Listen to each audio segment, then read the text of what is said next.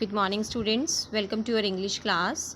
Today we are going to start a new chapter number 3, Ranga's Marriage, from the book Snapshot, and it is authored by Masti Venkatesha Iyengar. So, in this story, the narrator depicts the life in an Indian village in the past where child marriage was a common practice. And Ranga's marriage is an interesting story of how a person manipulates to get a young boy married to an 11 years old girl in a village.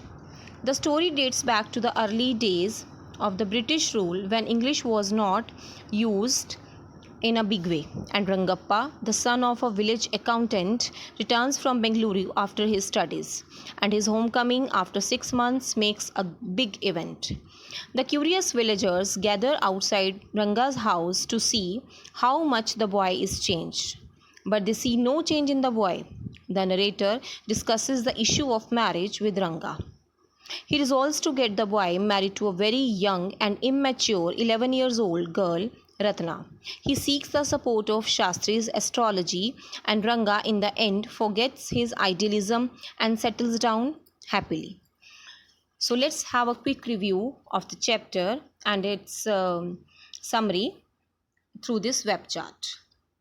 As you can see on the screen, Ranga's marriage gives us a realistic picture of rural India in past years. It reveals how life moved on a slow way in villages where poverty, ignorance, and old customs prevailed. So, in this story, Ranga's marriage, the writer's views about English was that 10 years ago, when the village accountant sent his son Ranga to Bengaluru for studies, the situation in the village was different, and people never used to use English words while talking in Kannada, their mother tongue. But things changed gradually. People started mixing English with their local language, and the narrator does not like this change. Next point is Ranga's homecoming. Now people are so fond of the foreign language and education that Ranga's homecoming is made a big affair, and people crowd his house to see if he has changed. They return home on finding no significant change in him, and the narrator is particularly happy to find the boy still quite cultured as respectfully does Namaskara. The narrator spontaneously blesses him, saying, "May you get married soon." And what are Ranga's views about marriage? So, in this point, the boy is not ready for marriage, and he says, and he is of the opinion that one should better remain a bachelor than marrying a young girl as a custom of the villages. The narrator is disappointed to hear this, but as he sincerely wants Ranga to get married and settled to be of some service to the society, he does not lose heart. He takes a vow to get him married, and that to a young girl of 11 by the name of Ratna, Ramarao's niece, who has of late come to Hoshahalli to stay for a few days. Now, narrators plan to get Ranga married, and how he plans. In his plan, he decides to make a prospective bride and the bridegroom meet each other. So he does by asking Rao's wife to send Ratna to his house to fetch buttermilk. As Ratna arrives, she is asked to sing as planned, and that very moment Ranga arrives and gets mesmerized by Ratna's singing and almost instantly falls in love with her. And the narrator, from his experience, notices this quite well and purposely disappoints Ranga, saying that Ratna is married. And the next morning, the narrator plots with Shastri, who is a fortune teller, to trap Ranga and have him marry Ratna. He tutors him and regarding saying tutors him in what is to be said and done when he will bring the boy to him.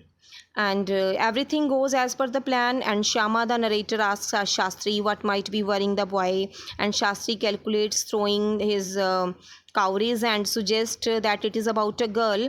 And after that, the narrator asks that the girl's name has connection with something that is found in ocean, the narrator asks if it to be Kamla, and then he suggests Pachi, which means moss. And when Shastri hints Pearl or Ratna, the narrator becomes happy and Ranga is amazed. And but once again, narrator pours water on Ranga's hope by saying that Ratna is married. And however, the narrator enters Rama Rao's house and comes out of the house to inform Ranga that Ratna is unmarried and the previous information about her marriage was wrong. So now visibly Ranga's joys have no limit. And when the narrator asks him whether whatever the astrologer told is right, he admits that it is true and further adds that there is no more truth in astrology than he thought. And later, the narrator informs Shastri about the success story and makes a sarcastic comment about astrology. But Shastri is not ready to accept. He says that the farmer gave only the hints and whatever he said was the result of his calculation. The last point is Ranga marries Ratna. And whatever the case might be, Ranga finally gets married to Ratna and fathers two children. Moreover, Ratna is now 8 months pregnant, and the narrator is invited to the third birth anniversary of Ranga's child, who has named after the narrator as Shama. And all said and done, and it is interesting to find how Ranga forgets what he learned about happy marriages in cities and gives into the far deeper influences the village custom and traditions have on him. So this is all about this chapter, the Ranga's marriage, and I hope you all have understood this chapter. And that's all for today. Thank you and have a nice day.